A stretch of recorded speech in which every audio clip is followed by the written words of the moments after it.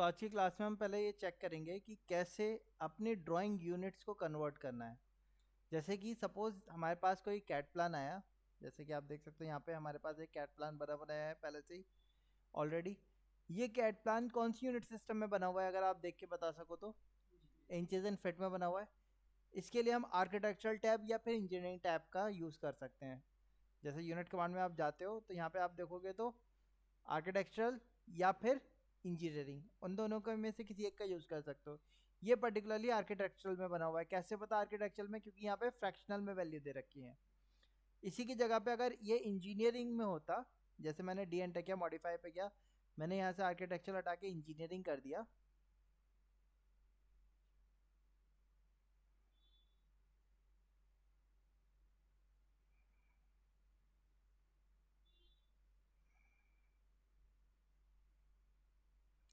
तो आप देख सकते हो ये किस में कन्वर्ट हो गया? पॉइंट्स में वैल्यू आ गई, यानी कि ये कौन सा है? इंजीनियरिंग फॉर्मेट है। अच्छा, अब हमारी ड्राइंग्स तो आ रही हैं बनी बनाई इसमें, लेकिन प्रॉब्लम हमें क्या हो रही है कि जो ड्राइंग है वो कौन सी यूनिट सिस्टम में बनी हुई है? हमारी इंपीरियल में बनी हुई है। और हमें किस यूनिट सिस्टम में ड्राइंग बनानी है? मैट्रिक फॉर्मेट में। तो इसके लिए क्या किया जाए? क्या किया जाए इसके लिए? सबसे पहला टास्क, यूनिट को सेट करेंगे प्रॉपर। मुझे मान लो मैं चाहता हूँ ये ड्राइंग मेरी पूरी में शो हो, तो मैंने क्या किया? सबसे पहले यूनिट कमांड में गया, यूएन एंटर किया।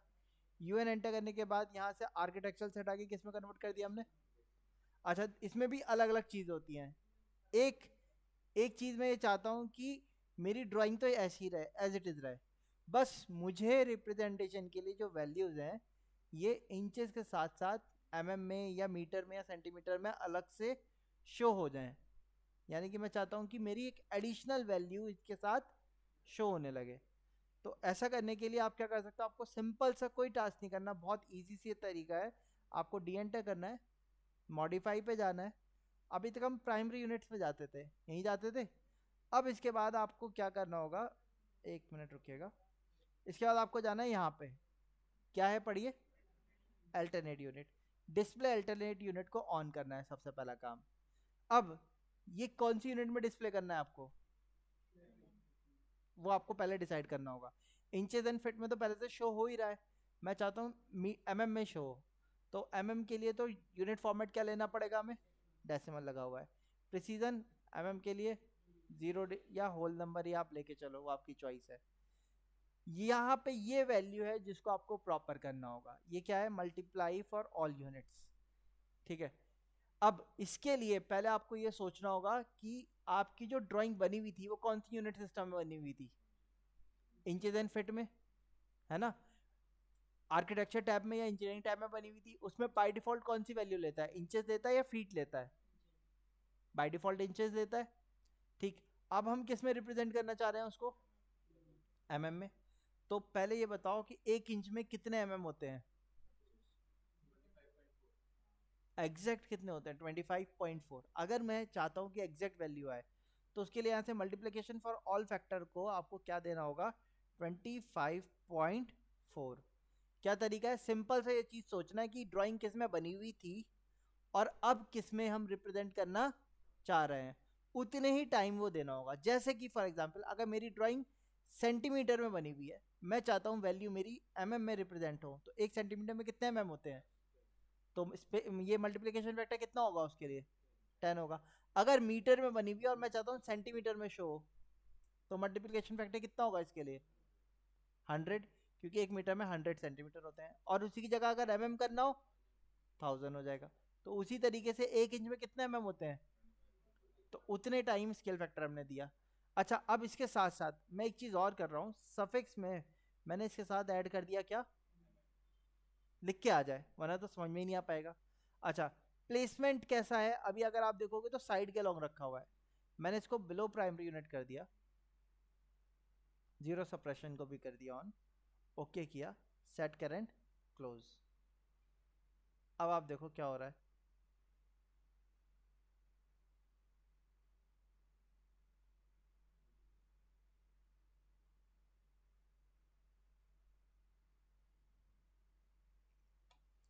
तो वैल्यू जो आ रही है उसके साथ साथ एक एडिशनल वैल्यू भी शो हो रही है या नहीं? लेकिन मैं चाहता हूँ एडिशनल के तौर पे ना शो, वही वैल्यू एमएम में रिप्रेजेंट हो जाए, मैं इतना चाहता हूँ। मुझे ड्राइंग बनानी नहीं है, काम नहीं करना, चेंज नहीं करना, बस किसी को मुझे फॉरवर्ड करना है, वो कह रहा है मुझे इंच फिट की वैल्यू समझ में नहीं आ रही, मुझे तो एमएम में ड्राइंग बताओ, यूनिट बताओ। तो उसके लिए मैं क्या करूँगा, उसके लिए अल्टरनेट करूँगा। तो अल्टरनेट में क्या होगा, प्राइमरी भी दिखाएगा और अल्टरनेट भी दिखाएगा। यही तो हो रहा है। अब मुझे ये नहीं करना, मैं क्या चाहता हूँ प्राइमरी की जगह पे ही वही वाली यूनिट लगा दिखाने लगे। तो ऐसा करने के लिए वापस से डी एंटर करते हैं। किस में गए, मॉडिफाई में। पहले तो प्राइमरी यूनिट को ऑफ कर दो आप, कर दिया ऑफ। प्राइम वो सॉरी अल्टरनेट यूनिट को ऑफ कर दो, प्राइमरी यूनिट पे वापस आ जाते हैं। यहाँ पे हमें किस में रिप्रेजेंट करना है, एमएम में रिप्रेजेंट करना है। ये काम सिर्फ रिप्रेजेंटेशन के लिए है जो अभी बता रहा हूँ मैं। मतलब आपकी एक्चुअल में काम एमएम में स्टार्ट नहीं हो जाएगा, लेकिन वो जो ड्राइंग डायमेंशन पहले से मेंशन्ड है वो उसको किस में रिप्रेजेंट करने लगेगा, एमएम में करने लगेगा। तो हमने यहाँ से यूनिट फॉर्मेट को तो डेसिमल किया, फिर प्रिसीजन जितना आपको चाहिए हो वो आप पिकअप कर लो। मैंने पॉइंट के बाद 2 यूनिट ले लिया। डेसिमल सेपरेटर पॉइंट लगाने दिया, सफिक्स में एमएम भी लिख दिया हमने।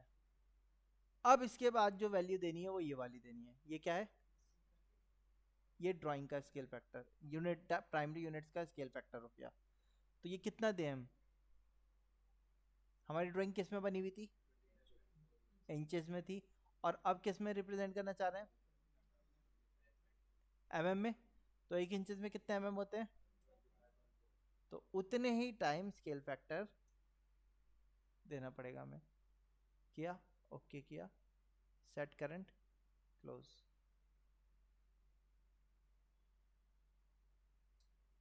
तो अगर हम इसको कन्वर्ट करेंगे तो बिल्कुल वो एक्यूरेट आएगा या कुछ इधर उधर एक्यूरेट आएगा, मूव हो सकता है?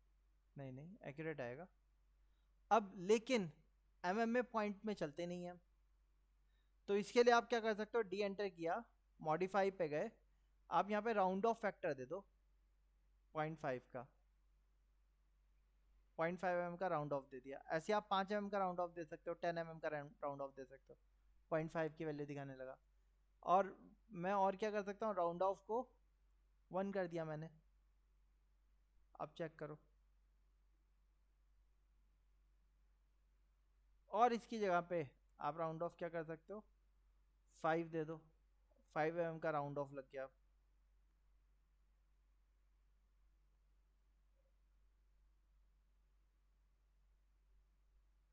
राउंड ऑफ देंगे तो ये कुछ डिस्टेंस में चेंजेस नहीं आएगा? हाँ, हाँ, डिस्टेंस राउंड में करके बता दो। राउंड ऑफ में तो जाहिर सी बात है फर्क रहेगा। 98 को 100 दिखाएगा। अगर मैंने 5 का राउंड ऑफ दिया तो या तो 95 दिखाएगा या 100 दिखाएगा, है जैसे ना। 98.35 वगैरह कुछ आ गया तो उसको हटाना फिर राउंड ऑफ दे रहे हैं तो 0.5 वाला तो गड़बड़ होगा ना अगर साइड पे काम कर रहा है। 0.5 mm है वो, हाँ मतलब 1 करके तो 0.5 का राउंड ऑफ तो चल जाता हाँ है। 0.5। तो वही मैंने आपको बताया, वो आपकी चॉइस है। देखो अगर civil work overall civil work होता है तो आप 5 mm का राउंड ऑफ चल जाता है, लेकिन इंटीरियर वर्क में तो पॉइंट्स में देना पड़ता है हमें। ठीक है, तो वहाँ राउंड ऑफ मत दो आप, 0 रखो राउंड ऑफ को, वो एग्जैक्ट वैल्यू दिखाएगा। लेकिन जाहिर सी बात है, आप इंच से फिट में, इंच में काम कर रहे थे, फिट में कन्वर्ट करोगे। अब मैंने 3 फीट की लाइन बनाई है, तो 3 फीट को आप कन्वर्ट करोगे तो वो कभी भी 300 mm या 1000 mm नहीं आएगी, है ना। तो वो 3 फीट क्या होगा आपका, 3 को 25.4 से मल्टीप्लाई करो, कितना बैठेगा। हम तो एक फीट में 300 mm लेके चलते हैं मतलब लमसम। लमसम लेते हैं ना। हाँ तो अगर आप देखोगे 1 फीट में कितने इंच होते हैं, 12। हाँ 12 तो होते 12 इंटू 25.4, हैं। 304.8 हो गया। तो मतलब वो 3.4 हुआ वो मीन्स 0.48 वो एरर ले रहे हो ना आप। बेसिकली 4.8 होता है ना उसको तो हटा ही देते हैं कि एक फीट में 300 सीधा सीधा मान के ओवरऑल चलते हैं। कैलकुलेशन 300 के लिए हिसाब से करते हैं। अब आप चाहते हो कि मैं ड्राइंग में भी वैसी कैलकुलेशन कर लूँ, तो उसके लिए आपको कुछ नहीं करना, सिंपल डी एंटर करना है, मॉडिफाई पे जाना है।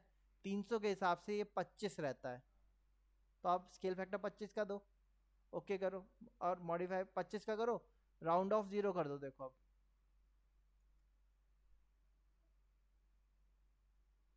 ये वाला मेजरमेंट जा रहा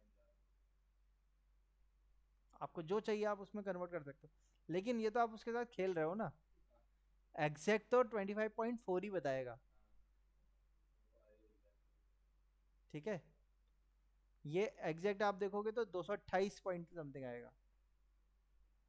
राउंड ऑफ करूंगा, राउंड ऑफ करना ज़्यादा बेटर रहता है इसीलिए, क्योंकि राउंड ऑफ में उसके आसपास जाएगा। अब 300 कर दिया, 25 किया तो 25 से ज़्यादा वेरिएशन आ जाएगा। 4 इंची की जो ब्रेक दिखाती है वो हम 100 mm पकड़ के चलते हाँ, हैं। हाँ, एक्चुअल में तो 90 के एक्चुअल आसपास तो होता है ना। हाँ, तो वही वही दिक्कत है ना, उसको हाँ, एग्जैक्ट लेके जाएंगे तो ज़्यादा जाएगा। ज़्यादा जाएगा, जाहिर सी बात है।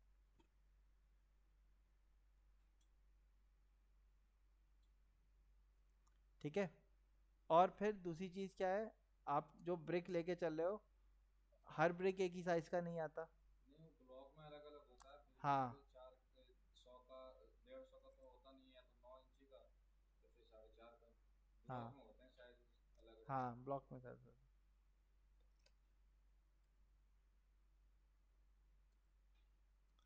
ठीक है, सो ये चीज़ क्लियर है आप लोग को।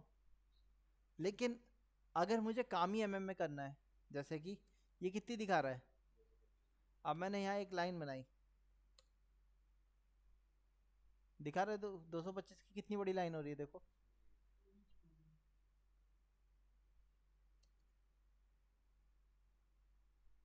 प्रॉपर आ रहा है क्या? तो यानी कि मैं काम नहीं कर सकता, हाँ रिप्रेजेंट कर सकता हूँ इस तरीके से।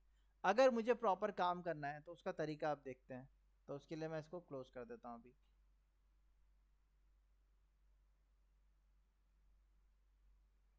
वापस ओपन किया, आप देखो अभी ड्राइंग जो है,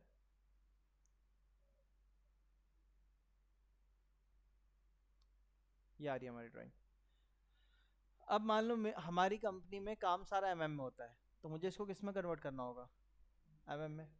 तो यूनिट कमांड में जाएंगे, यूनिट कमांड में जाने के बाद सबसे पहले तो इसको चेंज कर देंगे हम, डेसिमल पॉइंट के बाद 2 0। अब एमएम में होता है तो एमएम में, और आप कह रहे आपके यहाँ मीटर में होता है तो आप इसको किस में कन्वर्ट करोगे, मीटर में। सेंटीमीटर में होता है तो सेंटीमीटर में। मैं पहले एमएम में कर लेता हूँ, एमएम में किया, ओके कर दिया। अब डी एंटर किया, मॉडिफाई पे गए, प्राइमरी यूनिट पे गए, इसको भी आर्किटेक्चर से हटा के प्रिसीजन 2 यूनिट का पॉइंट के बाद, इतना करने के बाद ओके, ओके करने के बाद सेट करंट, सेट करंट करने के बाद क्लोज। अब यहाँ देखो ये लेंथ कितनी थी बताओ मुझे, 12 फीट 8 इंच, 12 फीट 8 इंच थी।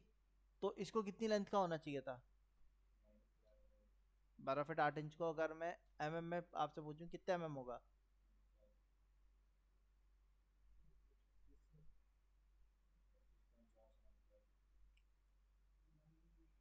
देखो। अब या तो मुझे वैल्यू बताओ, या फिर हम एक टूल का यूज़ कर सकते हैं, ऑटो कैड में यूनिट कन्वर्जन का एक टूल होता है, क्यूसी क्विक कैलकुलेटर। आपने क्यूसी एंटर किया, ठीक है, बाय डिफ़ॉल्ट आपके में ये इस तरीके से खुल के आएगा। आप नंबर पैड को मिनिमाइज कर दो, यहाँ से यूनिट कन्वर्जन वाले को ऑन कर लो। आपको लेंथ कन्वर्ट करनी है, एरिया करना है, वॉल्यूम करना है, एंगल करना है, सारे पैरामीटर यहाँ मिल जाएंगे। किस यूनिट कन्वर्जन फ्रॉम कौन सी यूनिट से करना था, इंच से या फिट से, फिट में, फिट से किस में कन्वर्ट करना था, एमएम में। अब यहाँ पे आप देख लो 1 फीट में कितने एमएम होते हैं, ठीक है।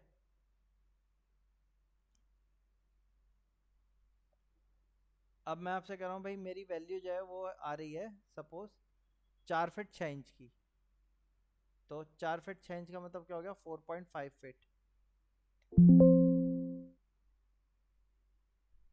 और हमारी वैल्यू कितनी आ रही थी उसमें, 12 फीट 8 इंच। तो या अब इसमें या तो फिट में आएगा या इंच में आएगा, दोनों वैल्यू में एक साथ नहीं आएगा। हमें वैल्यू कितनी दे रखी है, 12 फीट 8 इंच। तो आपको पहले क्या करना होगा, 8 इंच को डेसिमल फॉर्म में कन्वर्ट करना होगा। उसके लिए क्या करेंगे, कैलकुलेटर खोल लिया, 8 डिवाइडेड बाई 0.667, तो कितना था, 12.66 38 3860 या 61, इतना आना चाहिए था, और आ कितना रहा है ये? 192। अब ये कैसे आ रहा है 192? क्योंकि यूनिट कमांड में जो पहले लगा हुआ था वो बाय डिफॉल्ट इंचेस लगा हुआ था। 12 फीट 8 इंच में अगर मैं आपसे पूछूं कितने इंच होंगे? 12 12 सा 144, 144 प्लस 8 कितना हो गया? 152। तो ऑटोमेटिकली ऑटो कैड क्या करता है, बाय डिफॉल्ट कोऑर्डिनेट उठाता है। तो उसने कोऑर्डिनेट कितना उठाया? 152 का। उसको यूनिट से कोई मतलब नहीं होता।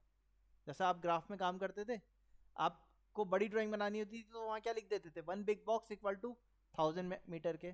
छोटी ड्राइंग बनानी है, one big box equal to 1 mm के करते थे। तो हमारा क्या है, स्केल जो था, यूनिट जो था, वो आप कुछ भी रखो, कोऑर्डिनेट तो वही रहेगा या नहीं? सेम ऑटोकैड करता है। ऑटोकैड क्या करता है, कोऑर्डिनेट्स को सेम रखने की कोशिश करता है। तो उसने क्या वैल्यू क्या इनपुट करवाई थी? 12 फीट 8 इंच का मतलब क्या हो गया, कितनी बाय डिफॉल्ट वो इंच में ले रहा था, तो इंच में कितना लिया उसने? 152 इंचेस दिया। तो यहाँ पे भी वो यूनिट, जैसे ही मैंने यूनिट की कमांड में जाके डेसिमल को हटा के किसमें वो आर्किटेक्चर या इंजीनियरिंग को हटा के डेसिमल में किया, तो वो कोऑर्डिनेट वैल्यू क्या दिखा रहा है? 152 दिखा रहा है। अब मुझे क्या करना है इसको, मुझे भाई साइज तो सही नहीं आया है ना? क्यों साइज सही नहीं आया? क्योंकि एक्चुअल ड्राइंग इससे 25.4 टाइम्स बड़ी होगी। होगी या नहीं होगी? तो मुझे मेरी ड्राइंग के साइज को अब क्या करना होगा, बड़ा करना होगा। ऐसा करने के लिए हम कमांड का इस्तेमाल करेंगे, स्केल। तो कमांड लिखिएगा स्केल, शॉर्टकट की SC एंटर।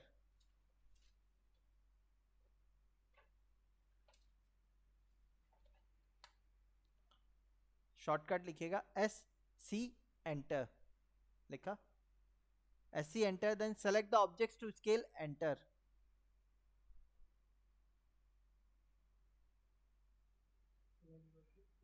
Scale, enter.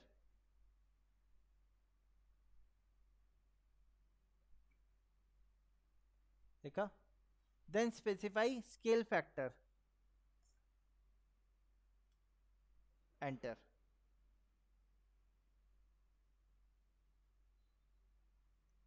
देखा? तो अब ये क्या चीज़ है, इसको देख लेगा, स्केल कैसे करते हैं, क्या होता है वो देख लो।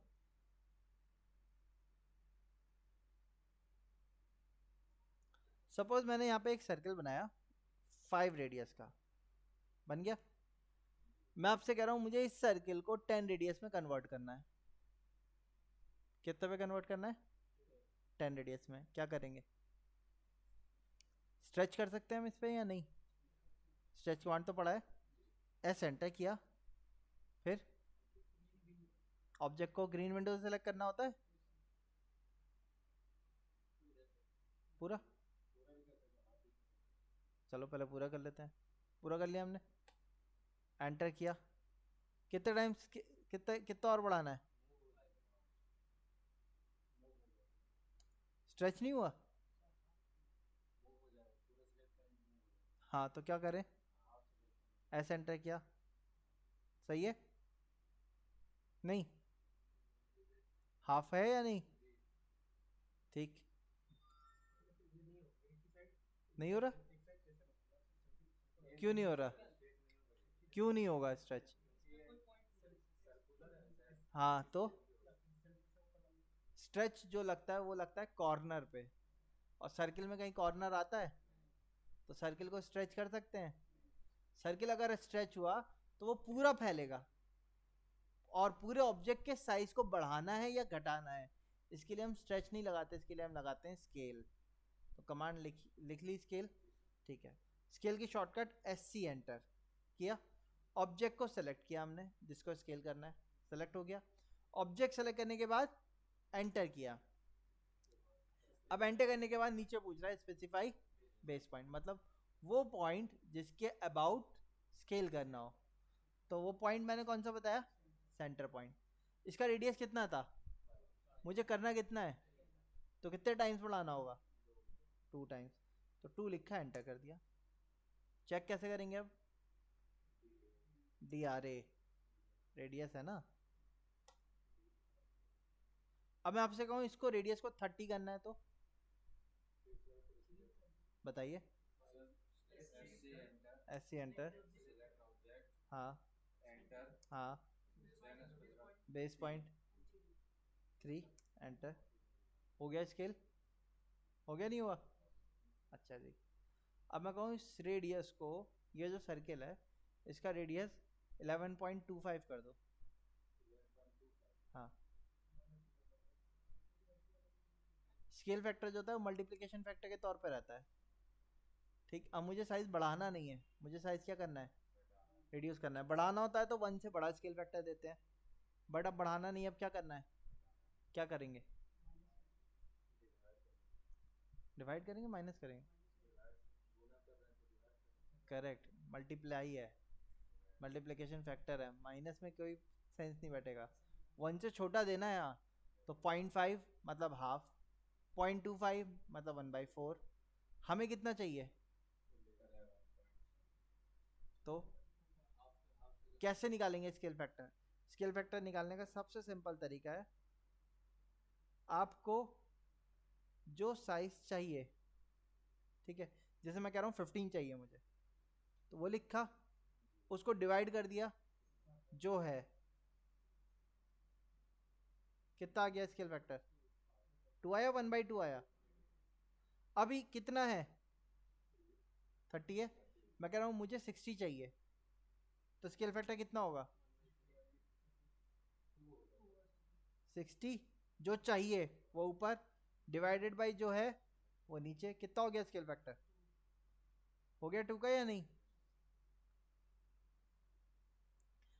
इसी तरीके से आप ये बताओ, मुझे इसका स्केल फैक्टर करना है कितना, 11.25। कितना स्केल फैक्टर दूं, तो 11.25 divided by 30, बताओ, कर लो, फोन तो, स्मार्टफोन तो होगा सबके पास, मना थोड़ी किया कि फोन कैलकुलेशन या कैलकुलेटर इस्तेमाल नहीं कर सकते।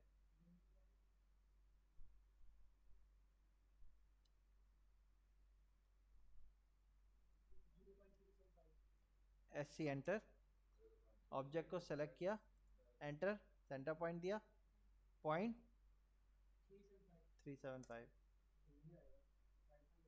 आ गया।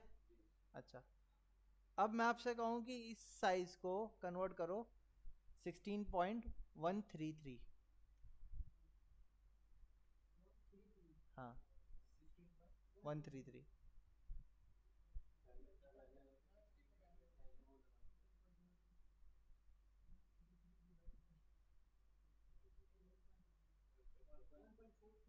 एस सी एंटर, ऑब्जेक्ट को सिलेक्ट किया, एंटर, पॉइंट बताया कितना, 1 point, oh sorry, S C enter, object को सिलेक्ट किया, एंटर किया, एक बेस पॉइंट दिया, कितना, 1.434। सही है।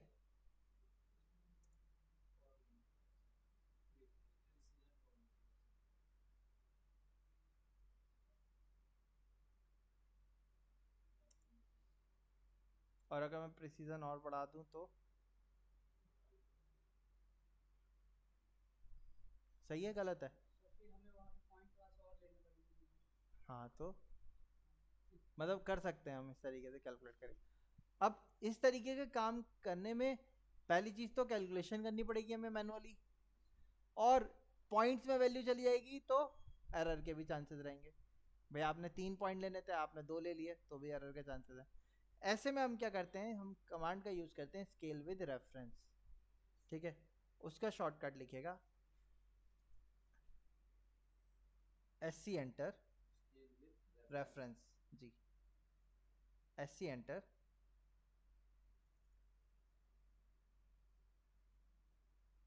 Select objects to scale, enter,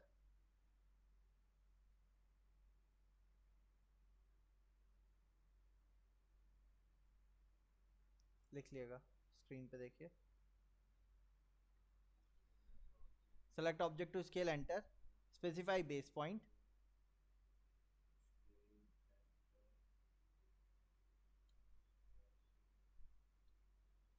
5 base point लिखा, then R enter,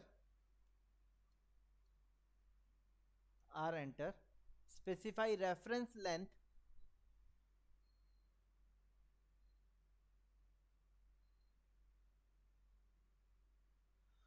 with the help of 2 points.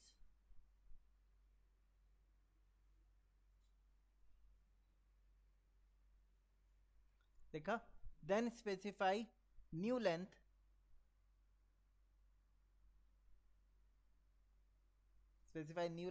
और p enter new length enter, हाँ लेंथ न्यू लेंथ एंटर और p enter एंड स्पेसिफाई 2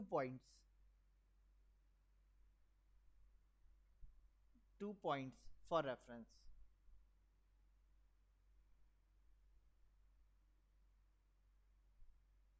ठीक है, अब ध्यान से देखिएगा क्या चीज है ये। देखो मैं रैंडम सर्कल बना रहा हूँ, एक सर्कल ये है, एक सर्कल ये है। अब मैं आपसे कहूँ कि ये बड़े वाले सर्कल को छोटे के बराबर कर दो, तो आपको क्या तरीका है करने का? पहले मैं छोटे का रेडियस चेक करूँ, फिर बड़े का रेडियस चेक करूँ, फिर छोटे वाले रेडियस को बड़े वाले रेडियस से डिवाइड कर दूँ, तो मेरा स्केल फैक्टर निकल के आएगा, उतना टाइम मैं स्केल करूँगा। तो टाइम क्या होगा? कैलकुलेशन बहुत ज़्यादा लग जाएगा ना, पहले रेडियस चेक करना, फिर कैलकुलेट करना और पॉइंट में वैल्यू डिफाइन करना। इन सब काम को आपके मिनिमाइज करेगा स्केल विद रेफरेंस। शॉर्टकट की क्या बताई? कमांड की शॉर्टकट वही है, एस सी एंटर। ऑब्जेक्ट को सेलेक्ट किया, किस ऑब्जेक्ट को सेलेक्ट करेंगे भाई? जिसको स्केल करना है। सेलेक्ट कर दिया, इधर देख लिया, अब सेलेक्ट कर दिया हमने। सेलेक्ट करने के बाद एंटर किया, एंटर करने के बाद बेस पॉइंट देना है। यहाँ तक का टास्क वैसे ही है, बेस पॉइंट दे दो। जैसे ही बेस पॉइंट दोगे पूछेगा स्केल फैक्टर बताओ। अब मुझे स्केल फैक्टर मैंने कैलकुलेट किया क्या? अभी नहीं किया। तो अब मुझे क्या करना है? रेफरेंस लेना है। ठीक है, तो रेफरेंस के लिए आर एंटर। अच्छा अब मुझे एक बात बताओ, दो सर्किल कब सेम होंगे? जब दोनों के रेडियस सेम हो जाए या दोनों के डायमीटर सेम हो जाए। अब जो बड़ा वाला सर्किल है, क्या उसका रेडियस मुझे पता है? अगर पता होता तो मैं टाइप करके दे सकता हूँ, लेकिन क्योंकि मुझे नहीं पता तो मैं क्या करूँगा? आर एंटर रेफरेंस के लिए। आर एंटर तो कर दिया, सॉरी आर एंटर तो किया हुआ है मैंने। रेफरेंस लेंथ अगर मुझे पता है तो टाइप कर दूंगा, लेकिन अगर नहीं पता तो हम क्या करेंगे? पॉइंट से दे देंगे। अब सर्किल का रेडियस दिखा रहा है, कैसे दिखाएगा? पहला पॉइंट मैंने सेंटर पे दिया और दूसरा पॉइंट मैंने क्या दिया? क्वाड्रेंट पे दे दिया। सेंटर और क्वाड्रेंट के बीच का जो गैप था वो क्या होता है? रेडियस होता है। क्या वो पिक कर लिया इसने या नहीं? कर लिया पिक।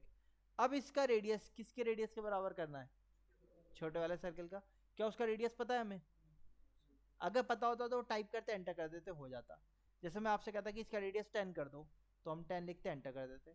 20 कर दो, 20 लिख के एंटर कर देते। लेकिन उतना नहीं करना, मुझे किसके बराबर करना है? छोटे वाले के रेडियस के बराबर, जो कि मुझे नहीं पता। तो मैं क्या करूँगा? पी एंटर किया। अब पॉइंट से बता देंगे।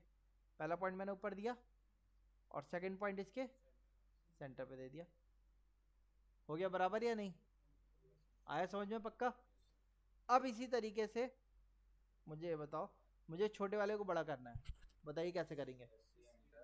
एस सी एंटर किया, पहले स्मॉलर वन को सेलेक्ट कर दिया हमने, एंटर किया, बेस पॉइंट भी दे दिया हमने सेंटर वाला, आर एंटर किया। कहाँ से होगा रेफरेंस इसका? इसके या इसके बड़े वाले के? छोटे वाले को क्यों करेंगे? क्योंकि उसकी लेंथ को चेंज करना है मुझे, तो रेफरेंस भी इसी का लेना होगा। अब पहले रेडियस का लिया था, अब डायमीटर का लेके देख लेते हैं। तो पहला पॉइंट क्वाड्रेंट पे दिया, दूसरा पॉइंट दूसरे क्वाड्रेंट पे दे दिया। अब देखो बदल रहा है या नहीं बदल रहा? किसके बराबर करना है? उसका रेडियस कितना है नहीं पता, तो क्या करेंगे? पी एंटर किया, पहला पॉइंट यहाँ दिया क्वाड्रेंट पे, ऊपर वाले पे दे दूं क्योंकि वो कॉर्ड होगी, डायमीटर ये वाला अपोजिट वाला होता है। क्लिक कर दिया, चेक कर लो एग्जैक्ट बराबर आए होंगे, अगर आपने सही तरीके से किया होगा तो। बताइए समझ में आया यहाँ तक? तो अब जैसे आप फर्नीचर डालोगे डिज़ाइन सेंटर से, कहीं पे हो सकता है आपका रूम छोटा आ रहा हो, थोड़ा सा आपको साइज को क्या करना हो, छोटा या बड़ा करना हो एलिमेंट के, तो कैसे कर सकते हैं हम? डायरेक्ट ब्लॉक एडिटर के अंदर जाने की ज़रूरत नहीं है, स्केल कमांड में जाएंगे, वहीं जाके चेंज कर देंगे, हो जाएगा या नहीं?